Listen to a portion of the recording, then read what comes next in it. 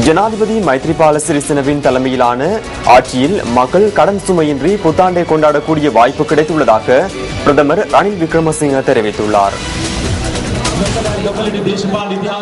நாடளாவிய ரீதியில் இலவச இணையதள வசதிகளை பெற்றுக் கொடுக்கும் வேலை திட்டத்தில் தெற்கு பகுதிக்கான வைபவத்தை ஆரம்பித்து வைக்கும் நிகழ்வில் பிரதமர் கலந்து கொண்டார்.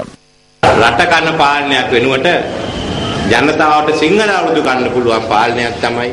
நாட்டை சீரழிக்கும் நிர்வாகத்தில் இருந்து மக்களுக்கு புத்தாண்டை கொண்டாடக்கூடிய நிர்வாகம் ஒன்றை ஜனாதிபதி மைத்ரிபால சிறிசேனவின் தலைமையில் நாம் உருவாக்கி இருக்கிறோம். இதுவரையும் மக்கள் பாரிய சுமையை எதிர்கொண்டு சிரமத்துக்கு மத்தியில் வாழ்ந்தனர். காரணம் பணம் இல்லை. கடனுடனேயே மக்கள் புத்தாண்டை கொண்டாடினர். கடந்த அரசாங்கம் கடனுதவிகளை பெற்று அந்த பணத்தை அபிவிருத்தி நடவடிக்கைகளுக்கு பயன்படுத்தினார்கள். காரணம் என்னவென்றால் அதனூடாக அதிக தரகு தொகை கிடைக்கிறது. இதனை மாற்ற நாம் தீர்மானித்தோம். தேவை அதிகரித்து நிதி பரிமாற்றத்தை அதிகரிக்க திட்டமிட்டோம். இலங்கையில் முதல் தடவையாக 6-7 வருடங்களின் பின்னர் வாழ்க்கை செலவு குறைவடைந்துள்ளது. ප්‍රථමතාවට අවුරුදු 6-7කින් පස්සේ ලංකාවේ ජීවන වියදම අඩු වෙලා තියෙනවා මාර්තු මාසයේ. இந்த நிகழ்வோடு கர்ப்பிணி பெண்களுக்கு போஷாக் உணவு வழங்கும் நிகழ்வு அல்பட்டிய பிரதேச செயலகத்தில் நடைபெற்றது.